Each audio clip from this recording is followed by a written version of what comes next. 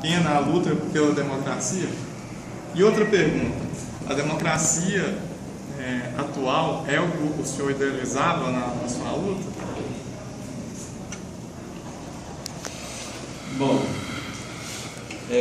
Bom, sempre vale a pena, né? Essa é uma luta, para mim a vida vale a pena, né? Assim, eu vejo que a vida para mim ela é uma aventura assim, muito alegre, ela é realmente uma coisa, um presente que a gente tem que saber bem aproveitar. E aí eu acho que a gente aprende o tempo todo, a gente aprende errando, aprende acertando, a gente, como ser humano, nós somos assim. E eu vejo que é bom sempre a gente assumir a nossa história, assumir os nossos erros, assumir as nossas coisas, mas nunca arrepender de quem. Então sempre vale a pena em geral. Na luta pela democracia vale, me orgulho muito de ter dedicado a essa luta, acreditando numa democracia que nós não temos, mas que nós conseguimos parte dela. Que parte dela? É derrubar um regime onde você não tinha liberdade, onde você tinha violência, onde você tem todo tipo de dominação. Mas hoje nós temos uma democracia de muita manipulação, de muita corrupção. Não é exatamente, nunca foi, não é isso que nós lutamos. Aliás, a minha geração lutou pelo socialismo, né? O que é para nós socialismo, né? Em termos de democracia, é a democracia mais avançada, mais radical, porque dependendo da visão que você tem de socialismo, ela chega à democratização da coisa mais importante para promover a igualdade das pessoas, que é a democratização da propriedade, não é?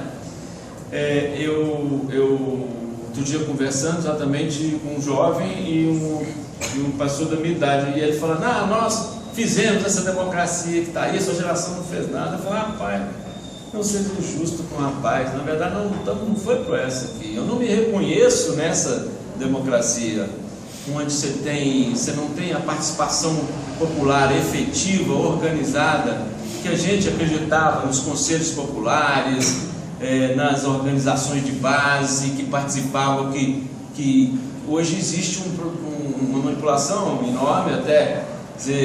Nós, a partir do fim do regime militar e do início da democratização, surge um elemento novo que é o marketing político, né? Os grandes marqueteiros que fazem exatamente vender uma imagem como vende um produto no mercado, não é? Então, a democracia que nós queremos e lutamos por ela, eu acho que ela é muito além disso, muito mais profunda do que isso, e vejo hoje que as estruturas que estão colocadas, elas não têm condições de avançar na direção da democracia, que não esteja vivendo um momento de crise. A crise é boa, a crise é a ruptura, né? As pessoas às vezes acham que isso é coisa ruim, não é. O Mao Tse-tung falava uma coisa muito interessante, ele falava assim: é da queda da água que nasce a energia, né? Muitas vezes as pessoas... Mas enfim, eu acredito que a gente tem condição de avançar, acredito na juventude que está indo para as ruas, estão metendo pau nela, tentando simplesmente falar que ela foi ali para quebrar as coisas. Todo movimento, pode ser até de torcida de futebol, quebra as coisas, para tirar a importância de que a juventude quer alguma coisa que não está satisfeita, e a juventude é a única força capaz de mudar, né? Porque as pessoas que vão viver num ponto, elas já se conformam com a sociedade, já constroem relações, já constroem interesses. A juventude, ela é livre para poder sonhar, e nós estamos precisando exatamente que a democracia seja revigorada por essa força da juventude, né? Nós podemos construir um país totalmente diferente do que isso. Esse país foi inventado por algumas pessoas dessa forma, mas nós podemos inventar uma sociedade nova. Não existe isso. Nós não podemos ser escravos da invenção dos outros. Vocês estão chegando, vocês têm que começar a perceber o que vocês acham que pode ser diferente, né? E lutar por isso. Alguma coisa vai acontecer na direção da mudança, mas a democracia que nós queremos vai muito além disso, e não é por essa que nós lutamos, né? Mas alguma coisa nós conquistamos.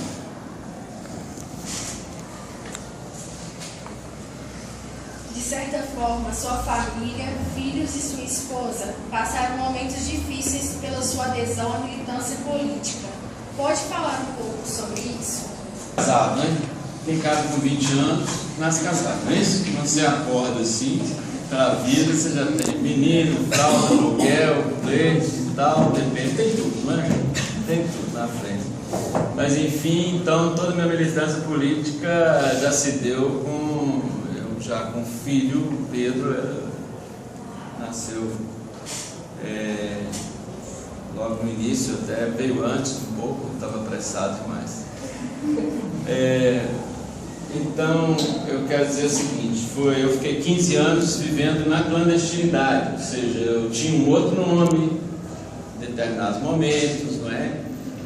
Minha esposa, mãe dos meus filhos, ela não sabia até um ponto, ela não sabia porque eu não podia dentro do partido da organização revolucionária clandestina naquele momento, para preservar a segurança de todos, era um segredo absoluto, né?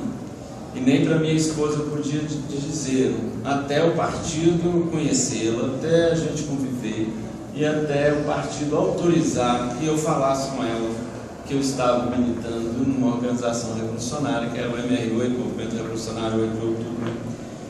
E foi assim muito tenso quando eu falei com ela, porque ela ficou muito insegura, a gente já tinha filhos e ela ficou muito insegura. Em alguns momentos eu tinha que ir para um lugar que nem eu mesmo sabia qual era, onde eu tinha que me deslocar quando eu fazia parte da equipe de infraestrutura, eu sabia que eu tinha que dirigir um carro, tinha que organizar as coisas. Mas quando eu ia como convidado, como apenas membro participante, mas não tinha cuidado da infraestrutura, eu ia de olhos vedados, ou se não, com a cabeça baixa, onde a palavra assim, companheiro, eu vou ter cabeça baixa, olho fechado, por favor, então, beleza, aí a gente ficava, não sabia para onde estava indo, passava 4, 5 dias sem comunicação com ninguém, quer dizer, fazendo as reuniões, porque não podia, e aí tive vários também momentos muito tensos, porque você começou a ter ações dirigidas para o nosso grupo muito forte. Para você ter uma ideia, então nós já não estávamos mais na luta armada, porque a luta armada em 72, a organização que eu militava, ela já tinha mudado sua posição de que iria derrubar o poder na luta armada, não, ia ser com o povo na rua. Então mudou-se a estratégia, mas a defesa da gente era muito grande.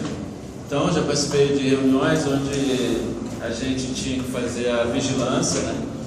E a vigilância era assim, você ficava armado e quem estava na hora da ronda, que tinha ronda, você terminava a reunião, e aí você fazia cada hora, cada 2 horas, uma dupla ia fazer segurança. Você vai segurança, pistola, revólver trincado em 38, coisas assim, mais simples, mas a gente fazia simplesmente o seguinte, se quem tiver na hora que a polícia chegar, você tem que segurar e atirar até onde puder, para que os outros saiam.